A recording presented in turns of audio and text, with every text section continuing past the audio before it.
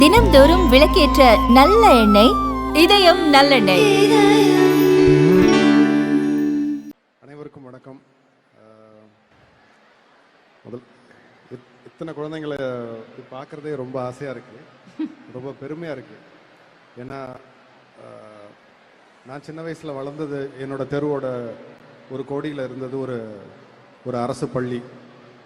அதில் படித்த மாணவர்களை நான் பார்த்துருக்கேன், அங்கே கொடுக்கப்படுற சத்துணவை நான் சாப்பிட்ருக்கேன். ஸோ அதனால் அந்த அனுபவம் எனக்கு உண்டு. ஆனால் இன்றைக்கி அரசாங்க பள்ளிகளில், அரசு பள்ளிகளில் என்னென்ன சலுகைகள் இருக்குது, என்னென்ன அவங்க நல்லபடியாக படிக்கிறதுக்கு அவங்க என்னென்ன கிடைக்கிது அப்படின்னு பார்க்கும்போது ஆச்சரியமாக இருக்குது, பெருமையாக இருக்குது, நன்றி சொல்லணும்னு தோணுது. நான் படிக்கிற வயசில் ஒரு முதுமொழி ஒன்று சொல்லுவாங்க, கற்கை நன்றே கற்கை நன்றே பிச்சை புகினும் கற்கை நன்றே அப்படின்னு. பிச்சை எடுத்தாவது படிச்சிடணும் அப்படின்னு சொல்லுவாங்க. ஏன்னா தமிழ்நாடு பகுத்தறிவுக்கு மட்டும் இல்லை, கல்வி அறிவுக்கும் பேர் போன ஒரு மாநிலம்.